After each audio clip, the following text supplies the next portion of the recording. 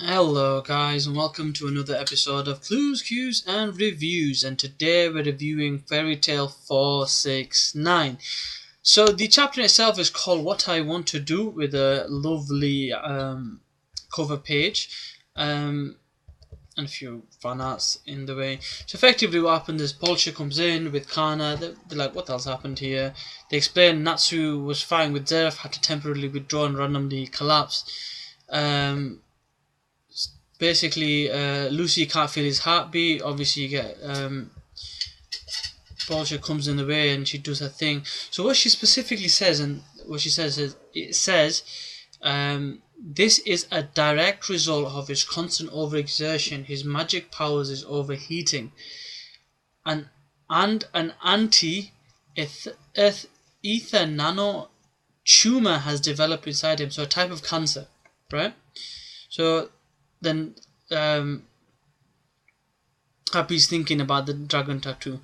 So it's basically something that needs operation. Unfortunately, the type of people that can do this operation aren't in Ishkar, so they'd have to go somewhere else, which basically means she's saying that you won't survive. This is where basically Lady Brandish gets involved. She can basically reduce the mass of any item using her magic, and that's pretty much what she does, and because of that he survives. Now here's an interesting point for you, right? So this anti-etherno or ethernano growth, or a cancerous cell that was in his system, and it's a kind of an anti-magic, and it looks to kill him, right? I keep thinking of when we had the revelation that the dragons were inside the humans, the dragon slayers, and they said we were developing cells inside your body so that you wouldn't turn into a dragon. What if they were referring to the ether nano cells in his body, and the fact that they were in his body specifically, especially I'm sure Igni, knowing that he is END, put them in there on purpose to kind of minimize his growth and potential to being closer to a dragon. And with now him getting to this point, this is the catalyst for him going on and to becoming END and becoming more powerful, because the anti-magic basically cells inside him have now been removed, or like lessened to a point where they can be removed. So it's just like an interesting thought that I had there. When I was reading this, I was thinking to myself, right, could it be a coincidence that we had a few chapters before, we had the mention of cells that prevent him turning into dragons, and cells that are anti-magic in his body that have been removed, whether it's been reduced to a minuscule amount or been removed completely. So that's an interesting point to bear in mind. So that's my prediction of what to expect moving forward with this. Now you do have a conversation between Polsha and Makarov, basically saying, I can't believe he's, one minute we see him he's flying out the window, next thing he's come back and he's sick. And the fact that he got saved by an enemy, and she's a prisoner of war, and Lady Brandish basically says, look, I'm a prisoner of war, just send me back to my cell. And she could just give me a jacket first. So you get a conversation between Lucy and Lady Brandish, thanking her for helping her, but pretty much in a nutshell saying, leave me alone, I don't want to do anything. Now the second piece of this chapter, there's three major pieces. The second piece of this is a conversation between Aquarius and Lucy, and literally what it's about the fact that her key is being reborn somewhere in the earth. She's not going to be giving her any clues, but it could be in Ishkar, it could be in a place as far as Arakitasia, I think that's what they refer to it as. So is that like the Antarctic or something like that? I'm not quite sure. But because we've had other continents now being shown, I could honestly see the travels around the world happening to find this key. So Lucy kind of reciprocates in a way, saying that, I understand you're my best friend and I'll do my best to get you back. I don't care what I have to do. And that's kind of her promise, something that she will not fail at. That's one thing that she wants to do, and I guess that's the the name of the title is, that's something that you want to do. It's to do with, in this case, Lucy finding the key again to a childhood friend. Now, what happens in the third segment is all to do with what's been happening in the battles. So it first starts off with Southern Ishka, effectively the amount of people that Mermaid Healer Nami Scale had to fight against from the Alvarez Empire of Wal Ich and what's the other dude's name? Di Maria, was too much. And they had to backtrack, they had to retreat. So you can see them thinking, oh my god, there were so many of them, we didn't even get to the city, and we had to backtrack. And then you can see the after effects, Kagura being, a bit embarrassed by getting a clothes removed by one of the Spriggan 12, Di Maria. So it's kind of like, she's been mentally affected. Will she being that she's embarrassed, will she step up mentally and get her revenge? Or is this just kind of like a rut that she's going to be stuck in for a while?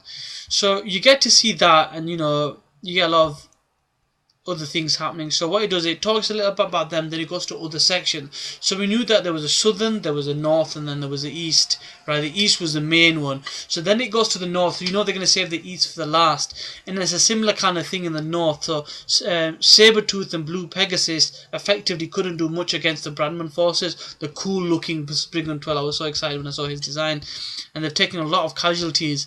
And then it goes to the eastern part, and oh my god, that destruction. So all we literally see in this panel, it says one of the battles have been decided. So you know how the other two have retreated?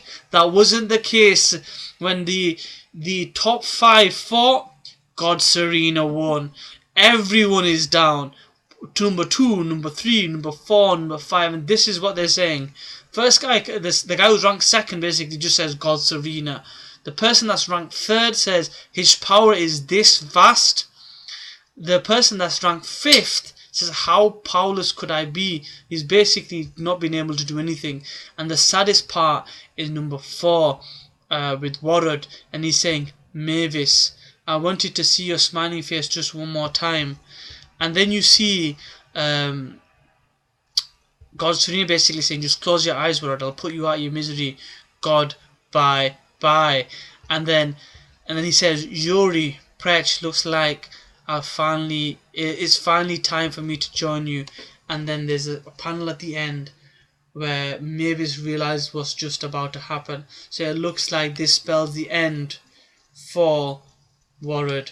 That's literally all we have. It is ending with God Serena wiping out the best of the best that the 10 Wizardly Saints had to offer. So you can imagine how powerful this dude is. But what was notable about this, there's a theory out there that basically Makarov's father, Yuri, is God Serena. But in this message, he said, Yuri, Preg, looks like my time is up, I'll be seeing you soon, type of thing. So is that an indication to say that Yuri's actually dead and God Serena isn't him? Or was it a situation where they've used God Serena's in Yuri's body and it's just a case of he's like a zombie? So there could be that he died as a normal person and he's become something else, kind of, he died as a human, so he lost his humanity. So there's a lot of different symbolism and different directions they could go with that, because there is that theory out there that God Serena is Yuri basically.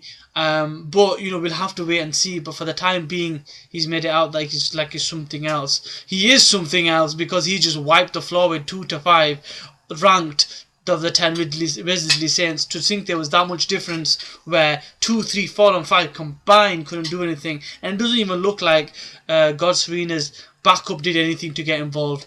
It remains to be seen what's going to happen. I really don't want Warrod to die. He's one of the originals from Fairy Tail Zero. For those who aren't watching that, haven't read the manga or watched the anime, I think they're in episode 2 right now. It is definitely a good read, definitely a good watch to see what happens with that. But in any case, that is all for me today, guys. Like always, please like, comment, subscribe and share. And what are your thoughts? Put them in the comments below. What do you think about the points I pointed out? The fact that we've lost those cells from Natsu. Is he going to become E&D now because of that? Is that the turning point for him? The idea about the key, does that mean we're going to start going to different continents to look for this key? Is this going to be a major plot point that's going to be resolved after this war? And God Serena, is God Serena Yuri? Was it a metaphor? Was it like a transformation from a human to something else? or is he a completely different person? And how powerful is he to take out all the Wizardly Saints by himself? Anyways, that's all for me today, guys.